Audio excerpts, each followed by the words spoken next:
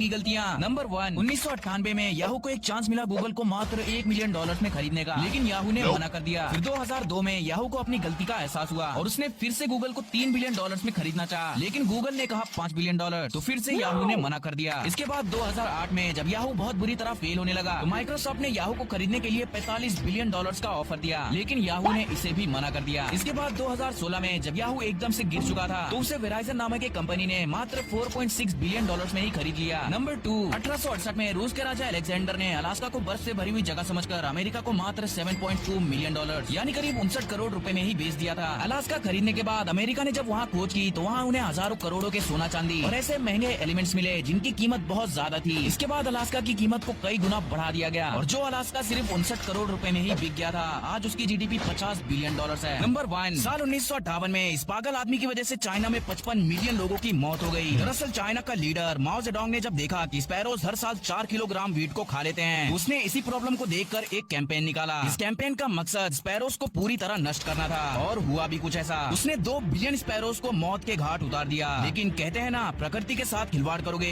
तो मिट्टी में मिल जाओगे। स्पैरोज के खत्म होते ही ग्रास शॉपर और कैटरपिलर्स की आबादी आसमान छू गई, जिसकी वजह से वो कई हजार खेतों की फसलों को बर्बाद कर दिए और चाइना भूखमरी का शिकार बन गया और इस भूखमरी ने 55 मिलियन लोगों की जान ले ली। नंबर 2, 2003 में स्पेनिश नेवी ने इंजीनियर्स को एक सबमरीन बनाने का ऑर्डर दिया, पर इंजीनियर्स ने कैलकुलेशन के समय गलती से डॉट को अलग जगह पर लिख दिए, जिसकी वजह से उस सबमरीन का वजन जरूरत से ज्यादा बढ़ गया। इसीलिए वो सबमरीन पानी के अंदर तो चली जाती थी पर पानी के ऊपर नहीं आ पाती थी और सिर्फ उस डॉट की वजह से स्पेन को $780 मिलियन का घाटा हो गया। नंबर 1, 2020 के यूईएफए प्री मैच के दौरान कोका कोला ने प्रमोशन के लिए अपने बोतल्स रोनाल्डो के आगे रख दिए, लेकिन इसके बाद कुछ ऐसा हुआ जो कोका कोला ने अपने सपने में भी नहीं सोचा था। रोनाल्डो ने कैमरे के आगे से कोका कोला की बोतल्स को हटा दिए और सभी को पानी पीने का संदेश दिए। इसके बाद रोनाल्डो की सिर्फ इतनी सी गलती की वजह से कोका कोला को तुरंत $4 बिलियन यानी करीब 33 अरब रुपयों का नुकसान हो गया। नंबर 2, 2014 में फ्रांस ने $17.5 बिलियन यानी करीब 1.4 ट्रिलियन रुपीस लगाकर 341 नए ट्रेन खरीदे, लेकिन जैसे ही 2016 में उन ट्रेन को पब्लिकली लाया गया तो उन्हें रियलाइज हुआ कि ट्रेन की चौड़ाई प्लेटफॉर्म से 20 सेंटीमीटर ज्यादा थी। जांच पड़ताल करने पर पता चला कि इंजीनियर्स ने सिर्फ नए प्लेटफॉर्म का साइज देखकर ही इस ट्रेन को डिजाइन किए थे। उन्होंने 1300 पुराने प्लेटफॉर्म पर ध्यान नहीं दिया था। इसके बाद सरकार को इन 1300 प्लेटफॉर्म को वापस बनाना पड़ा, जिसमें उन्हें $50 मिलियन